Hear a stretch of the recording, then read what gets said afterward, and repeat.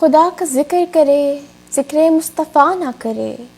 خدا کا ذکر کرے ذکر مصطفیٰ نہ کرے، ہمارے منہ میں ہو ایسی زباں خدا نہ کرے۔ اسی کے ساتھ ساتھ یہ بات بھی بہت اہم ہے کہ یہ ذکر کرتے وقت ہمیں بہت احتیاط کرنی پڑتی ہے، امکان کی آخری حد تک عاجزی لانی پڑتی ہے، بہت سا مطالعہ کرنا پڑتا ہے کہ کہیں ہم سے کوئی ایسی بات نہ ہو جائے کہ جس کی وجہ سے ہم بے ادبی کے مرتکب ہو جائیں،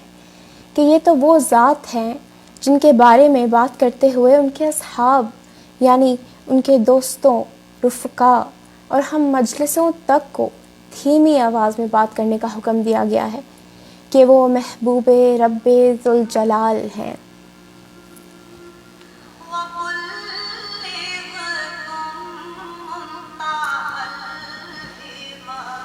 اس بات کا حوالہ ہمیں سورہ الحجرات کی آیتوں میں ملتا ہے، جو کہ حضور پاک صلی اللہ تعالیٰ علیہ وآلہ وسلم کے روضہ مبارک پر بھی لکھی گئیں۔ سعودی عربیہ میں قیام اللیل کا سلسلہ جاری ہے اور کچھ تراویح عشاء کی نماز کے ساتھ، کچھ عشاء کی نماز کے بعد اور کچھ نصف شب کے ساتھ پڑھائی جاتی ہیں۔ تو آئیے ان نورانی راتوں کو حضور پاک صلی اللہ تعالیٰ علیہ وآلہ وسلم کے ذکر سے مزید روشن کرتے ہیں۔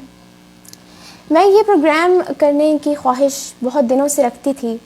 مگر اس ادراک کے ساتھ کہ ہم کسی بھی موضوع پر بات کر لیتے ہیں، یہاں تک کہ لکھ بھی لیتے ہیں، مگر جب بات آتی ہے آخر الزماں محبوب رب ذوالجلال صلی اللہ تعالیٰ علیہ وآلہ وسلم کی، جن کو کبھی یاسین تو کبھی طٰہٰ کہا گیا، تو شعور کی زمین پر ایک ارتعاش پیدا ہو جاتا ہے جس سے زبان تو کیا روح بھی کانپ جاتی ہے۔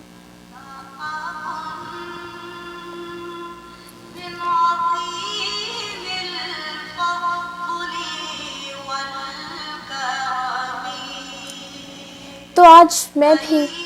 اس ہستی کے لیے اپنی محبت کا اظہار کرنا چاہتی ہوں جس کے بارے میں کہا گیا وَرَفَعْنَا لَكَ ذِكْرَكَ وَرَفَعْنَا لَكَ ذِكْرَكَ، کہ ہم نے تمہاری خاطر تمہارا ذکر بلند کیا۔ یہ سورہ نشرہ کی آیت ہے جس میں اللہ تعالیٰ نے ہمیں حضور پاک صلی اللہ تعالیٰ علیہ وآلہ وسلم کے ذکر کی بلندی کا بتایا ہے۔ اقدس صلی اللہ تعالیٰ علیہ وآلہ وسلم کے ذکر کی بلندی یہ ہے کہ اللہ تعالیٰ کے ذکر کے ساتھ آپ صلی اللہ تعالیٰ علیہ وآلہ وسلم کا ذکر کیا جاتا ہے۔ اللہ تعالیٰ نے اذان میں، اقامت میں، نماز میں، تشہد میں، خطبے میں اور کثیر مقامات پر اپنے ذکر کے ساتھ ساتھ آپ صلی اللہ تعالیٰ علیہ وآلہ وسلم کا ذکر فرمایا ہے۔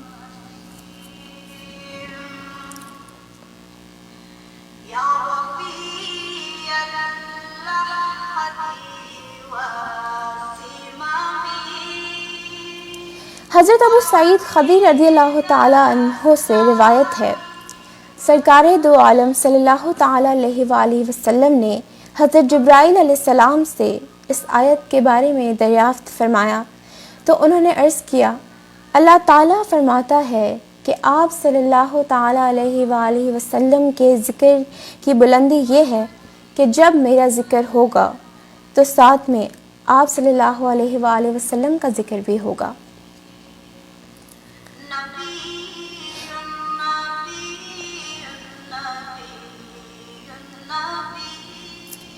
امام بغوی رحمۃ اللہ علیہ اس آیت کی تفسیر میں لکھتے ہیں کہ جب یہ آیت مبارکہ نازل ہوئی تو آپ صلی اللہ تعالیٰ علیہ وآلہ وسلم نے حضرت جبرائیل علیہ السلام سے دریافت فرمایا کہ اے جبرائیل، ذرا بتاؤ تو صحیح یہ بلندیاں کیا ہیں جن سے میرے ذکر کو ہمکنار کیا گیا؟ حضرت جبرائیل علیہ السلام نے فرمایا، حدیث قدسی ہے، عرش والے نے فرمایا ہے، اذا ذکرت ذکرت معک، کہ جب جب میرا ذکر ہوگا تب تب تیرا ذکر ہوگا۔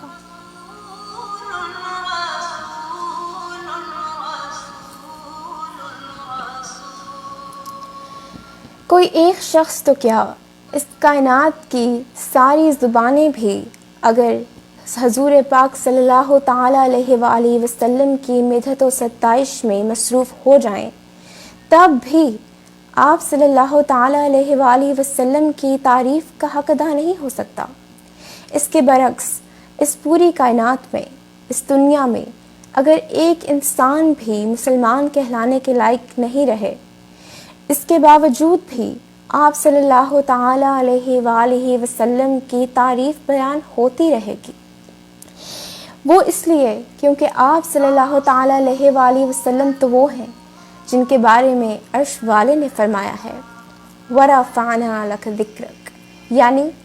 اے مدینہ کے تاجدار، آپ کو عظمتوں کی انتہا پر فائز کر دیا گیا۔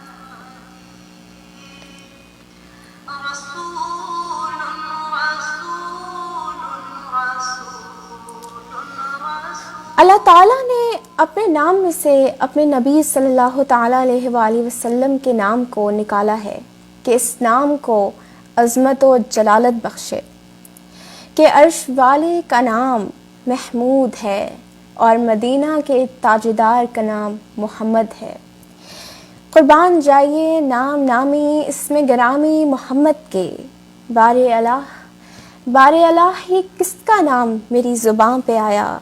کہ میرے نطق نے بوسے میری زبان کے لیے۔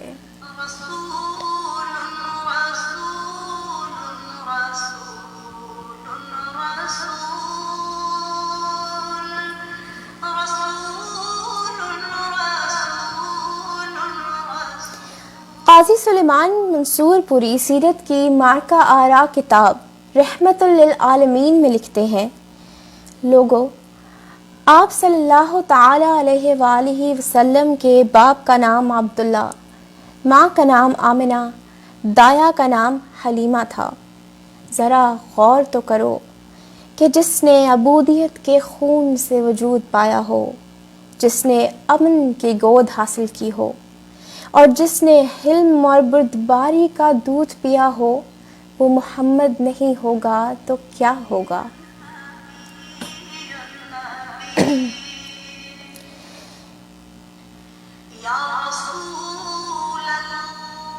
سارے نبیوں کے عہدے بڑے ہیں، سارے نبیوں کے عہدے بڑے ہیں، مگر آقا کا رتبہ جدا ہے۔ وہ امام صف انبیاء ہیں، ان کا رتبہ بڑوں سے بڑا ہے۔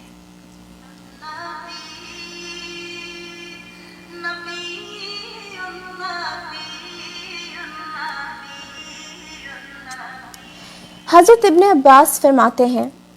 جس شخص نے اللہ اور آخرت پر ایمان لایا تو اللہ تعالیٰ نے اس کے لیے دنیا اور آخرت میں رحمت لکھ دی، اور جو اللہ اور رسول پر ایمان لایا وہ بھی آپ صلی اللہ تعالیٰ علیہ وآلہ وسلم کی رحمت کے سبب اس دنیا میں زمینی خسف اور آسمانی قذف سے محفوظ رہا۔ مذکورہ نص قرآنی کا بیان اس امر کا متقاضی ہے کہ اللہ تعالیٰ نے حضرت صلی اللہ تعالیٰ علیہ وآلہ وسلم کو عالمین کے لیے رحمت بنا کر مبعوث فرمایا ہے، تو اس میں اہل ایمان کی تخصیص نہیں بلکہ آپ صلی اللہ علیہ وآلہ وسلم کی رحمت سے عالمین کے سبھی مومن و کافر فیضیاب ہو رہے ہیں۔ رہے اہل ایمان تو ان کے لیے رحمت یہ ہے کہ وہ آپ صلی اللہ تعالیٰ علیہ وآلہ وسلم کی وجہ سے دولت ایمان و ہدایت سے مالا مال اور عمل صالح کے حسین و جمیل زیور سے آراستہ ہوئے۔ پھر آپ صلی اللہ تعالیٰ علیہ وآلہ وسلم کی بعثت کی وجہ سے قرۂ ارض پر اللہ تعالیٰ کی عمومی گرفت جیسے کہ سابقہ کو کلی طور پر ہلاک کرتی رہی، وہ اسی سے آپ صلی اللہ علیہ وآلہ وسلم کی عمومی رحمت کے باعث محفوظ رہے۔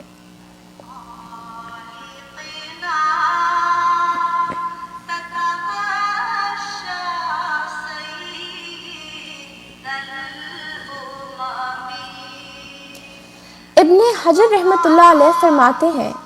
کہ رسول اللہ صلی اللہ تعالیٰ علیہ وآلہ وسلم کی رحمت تو آپ صلی اللہ تعالیٰ علیہ وآلہ وسلم کے دشمنوں پر بھی رہی کہ آپ صلی اللہ علیہ وآلہ وسلم نے کبھی بھی اپنے مخالفین کی پکڑ نہیں چاہیے۔ معزز قارئین، ہم اور آپ نبی رحمت للعالمین صلی اللہ تعالیٰ علیہ وآلہ وسلم کی سیرت مطہرہ میں اس عظیم موقف میں کچھ تأمل کریں کہ اہل طائف نے نہ صرف آپ صلی اللہ تعالیٰ علیہ وآلہ وسلم کی تضحیق کی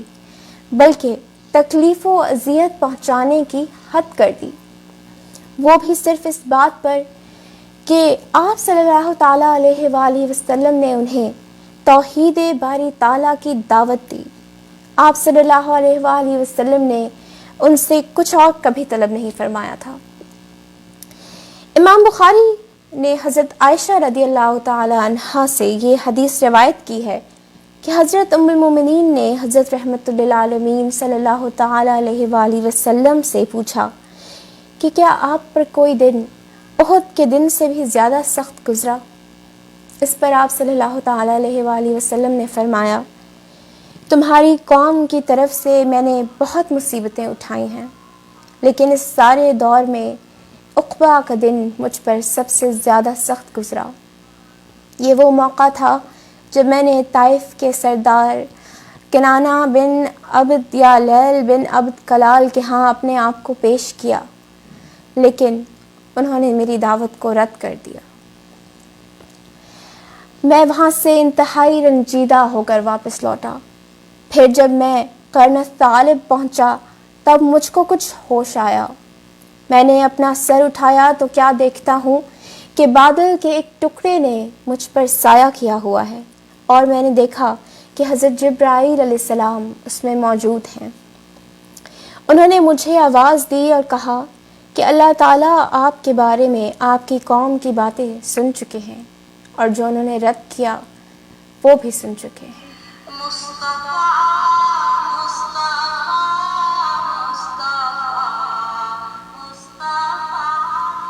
آپ صلی اللہ علیہ وآلہ وسلم کے پاس اللہ تعالیٰ نے پہاڑوں کا فرشتہ بھیجا ہے۔ آپ صلی اللہ علیہ وآلہ وسلم ان کے بارے میں جو چاہیں اسے حکم دے دیں۔